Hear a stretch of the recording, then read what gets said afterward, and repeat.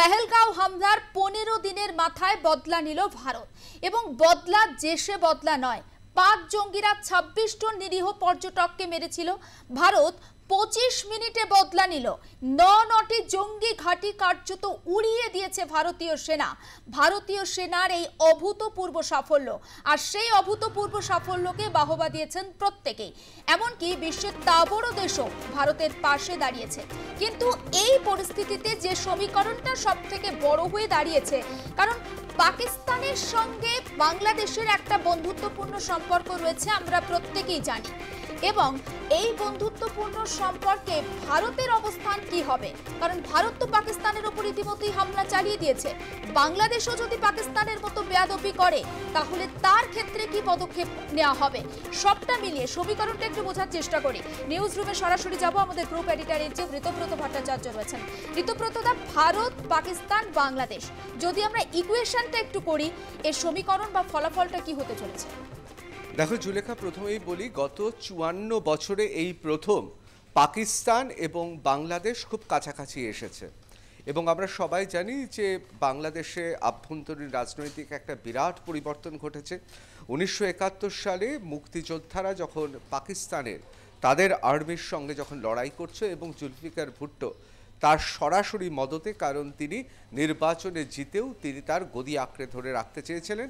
এবং আমরা সবাই জানি যে তৎকালীন যিনি নেতা, যাকে বঙ্গবন্ধু বলে আখ্যা দেওয়া হয়, মুজিবুর রহমান, তার হওয়ার কথা ছিল গদিতে বসার, এবং সেই জন্যেই একটা সংকীর্ণ ব্যক্তিগত স্বার্থে পাকিস্তানে জুলফিকার ভুট্টো তিনি কিন্তু আমরা জানি যে এই গোটা ঘটনাটা ঘটিয়েছিলেন। কিন্তু এর পাশাপাশি আরেকটা খুব গুরুত্বপূর্ণ ঘটনা, সেটা হচ্ছে যে ভাষাগতভাবে যেহেতু বাংলাদেশ এবং পূর্ব পাকিস্তান তারা ধর্মের যে বেড়াজাল তা টোপকে ভাষাকে গুরুত্ব দিয়েছে, সংস্কৃতিকে গুরুত্ব দিয়েছে, তারা যে বাঙালি সে কারণেই সেই জাত্যাভিমান প্রবল হয়ে উঠেছিল। কিন্তু এখন সেসব ইতিহাস। গত 54 বছরে আমরা জানি পাকিস্তানের সঙ্গে বাংলাদেশের প্রায় সম্পর্ক বিভিন্ন সময় ছিন্নও হয়েছে।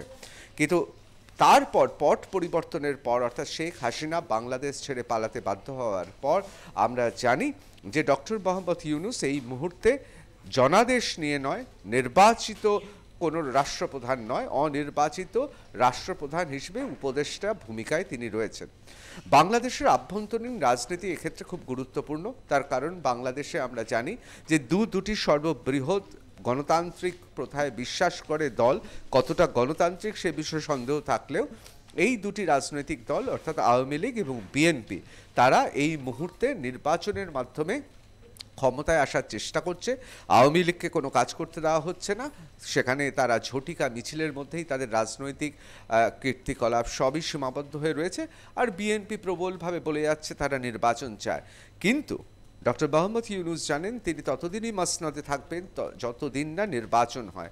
এবং তার পেছনে যারা পরোক্ষভাবে রয়েছে, উগ্র সন্ত্রাসবাদী ইসলামিক শক্তি এবং অবশ্যই জামাতে ইসলামী, তারা এখনও ততটা শক্তিশালী নয়। সুতরাং এই মুহূর্তে ডক্টর মোহাম্মদ ইউনূস তিনি তার গদি বাঁচানোর জন্য তিনি সন্ত্রাসবাদী জঙ্গি মৌলবাদীদের সঙ্গে এক প্রকার আতাত করছে, এবং তা প্রতিফলিত হচ্ছে বাংলাদেশের কূটনীতিতে, প্রতিফলিত হচ্ছে তার আভ্যন্তরীণ রাজনীতিতে, এবং অবশ্যই তার সামরিক নীতিতেও তার প্রতিফলন দেখতে পাচ্ছি। এবার চলে আসি যে সামরিক নীতিতে আমরা কি দেখলাম। আমরা বেশি দিন যাব না, আমরা জানুয়ারি থেকে এপ্রিল পর্যন্ত যদি দেখি, তাহলে বাংলাদেশের সেনাবাহিনী এবং বাংলাদেশের কি স্ট্যান্ড পয়েন্ট, কীভাবে তারা দাঁড়িয়ে রয়েছে। আমাদের প্রথমেই মনে করতে হবে জানুয়ারি মাসে বিভিন্ন সময় বিভিন্ন কথাবার্তা শোনা গেলে এই প্রথম প্রত্যক্ষভাবে আমরা সবাই দেখলাম যে পাকিস্তানের আইএসআই গোয়েন্দারা, তারা শীর্ষ গোয়েন্দা, এবং তিনি এখন এনএসএ অর্থাৎ গোটা পাকিস্তানের বলা যেতে পারে আমাদের দেশে যেমন অজিত দোভালের যে স্থান, সেই স্থানে তাকে বসানো হয়েছে। সেই শীর্ষ পাকিস্তান গোয়েন্দা নেতা এবং শীর্ষ যারা রয়েছেন আধিকারিক, তারা সেখানে পৌঁছেছে।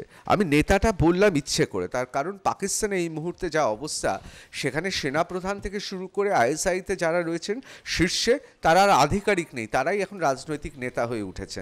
এবং তারা গিয়ে সেখানে বাংলাদেশের সেনাবাহিনী এবং শীর্ষস্তরের যারা রয়েছেন তাদের সঙ্গে একের পর এক বৈঠক করেন। এই বৈঠকে কি একদিকে যেমন JF-17 অত্যাধুনিক যুদ্ধ বিমানের জন্য এক প্রকার বলা যেতে পারে যে কৌটো নাচিয়ে যেরকম চীনে চলে গিয়েছিলেন ডক্টর মোহাম্মদ ইউনূস, ঠিক পাকিস্তানের গোয়েন্দাদের সামনে দাঁড়িয়ে নতজানু হয়ে ভিক্ষে চেয়েছে। এবং তার সঙ্গে সঙ্গে আমরা কি দেখলাম, সমস্ত জায়গায় আইএসআই যাতে কার্যকলাপ চালাতে পারে, এমনকি শোনা যাচ্ছে বেসরকারি অসমর্থিত সূত্রের খবর চতুর্দিকে ছড়িয়ে পড়েছিল যে ইন্ডিয়া চিকেন স্নেক, অর্থাৎ যে জায়গাটা নিয়ে খুব স্পর্শকাতর সেই জায়গা নিয়েও নাকি আলোচনা হয়েছে, এরকম খবর শোনা গিয়েছে। তার পাশাপাশি বিভিন্ন জায়গায় আইএসআই মানেই তারা সেখানে জঙ্গি শিবির, কারণ আমরা জানি কার্যত পাকিস্তানে সেখানে জঙ্গি চাষ হয়, সন্ত্রাসবাদের চাষ চলে, এখন নয়, দশকের পর দশক। এবং তাদের আমরা দেখলাম খুব, তাদের প্রতিরক্ষা মন্ত্রী তিনি স্কাই নিউজের এক সাক্ষাৎকারে তিনি বলেও ফেলেছেন সেটা। সুতরাং সেখানে আইএসআই বেশ কিছু জায়গা চিহ্নিত করে যেখান থেকে জঙ্গি শিবির চালানো যাবে, এই ধরনের কথাবার্তা হয়েছে।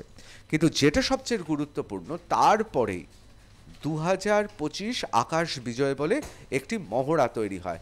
এই মহড়াটা কি?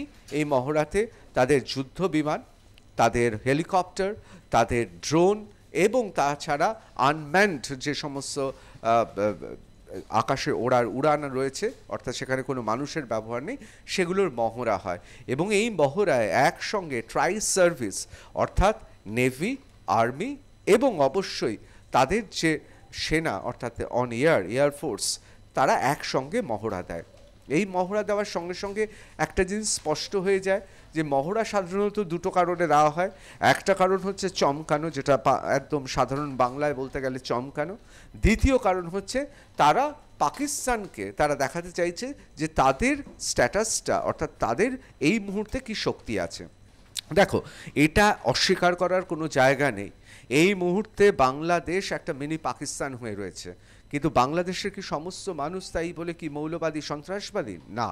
5 থেকে 7% মানুষ যারা এই মুহূর্তে ডক্টর মোহাম্মদ ইউনূসের রাজনীতির ফলে যারা খুব শক্তিশালী হয়ে উঠেছেন, যারা সে দেশের আভ্যন্তরীণ বিষয় এবং বিদেশ নীতিতে, কূটনীতিতে হস্তক্ষেপ করছে, তারাই এখন শক্তিশালী। বাংলাদেশের আপামর যে সমস্ত শুভবুদ্ধি সম্পন্ন মানুষ রয়েছেন তারা আপাতত কিন্তু প্রায় গৃহবন্দী, এবং বাংলাদেশে এই মুহূর্তে গণতন্ত্র নেই। সুতরাং ধরেই নেওয়া যায় এই 5 থেকে 7% অর্থাৎ জামাতে ইসলামী থেকে উগ্র ইসলামিক সন্ত্রাসবাদী যারা রয়েছেন তারা কিন্তু এই মুহূর্তে বিদ্বেষ ছড়াচ্ছেন। তার অন্যতম স্পষ্ট উদাহরণ হচ্ছে বারবার বাংলাদেশের সংখ্যালঘুরা আক্রান্ত হচ্ছেন। কেন আক্রান্ত হচ্ছেন? তার কারণ তীব্র হিন্দু বিদ্বেষ। অনেকে মনে করেন বাংলাদেশের এই মুহূর্তে যে অবস্থান, সেই অবস্থানের পেছনে এই সমস্ত উগ্র সন্ত্রাসবাদী শক্তি কাজ করছে এবং কাজ করছে তাদের হিন্দু বিদ্বেষ।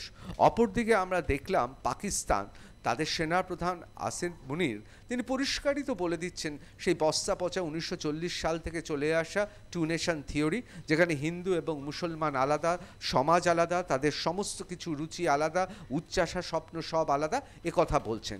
তারই প্রতিধ্বনি আমরা দেখলাম পহেলগাম সন্ত্রাসবাদী আন্দোলনের মধ্যে দিয়ে, মানে আক্রমণের মধ্য দিয়ে। অর্থাৎ তা তো ক্রমশ বিনি পাকিস্তান রূপী বাংলাদেশের যারা মনে করে বিনি পাকিস্তান করবেন বাংলাদেশ, তাদেরকে উৎসাহিত করেছে, এ বিষয়ে কোনো সন্দেহ নেই। আবার দুর্ভাগ্যবশত এই 5 থেকে 7% শক্তি বাংলাদেশের যারা অশুভ শক্তি, তারা এই মুহূর্তে ডক্টর মোহাম্মদ ইউনূসকে নিয়ন্ত্রণ করছেন। তা সত্ত্বেও কিন্তু আমরা দেখেছি পহেলগাম দেরি হলেও তারা কিন্তু তাদের বার্তা, নিন্দা বার্তা তারা পৌঁছে দিয়েছে, হতে পারে দায়সারা। এবং আমরা দেখলাম যে ডক্টর মোহাম্মদ ইউনূসের একজন অত্যন্ত ঘনিষ্ঠ, তিনিও উপদেষ্টা, তিনি ফেসবুকে সামাজিক মাধ্যমে এই পহেলগাম ঘটনার একটা অত্যন্ত নিন্দনীয় একটি লেখা তিনি লেখেন। এমন লেখা যে বাংলাদেশের শুভবুদ্ধি সম্পন্ন মানুষরা তারা প্রতিবাদ করেছিলেন, তাই ফেসবুক থেকে তার সেই পোস্ট হাটিয়ে দিতে হয়। কিন্তু প্রশ্ন হচ্ছে তিনি কেন করেছিলেন?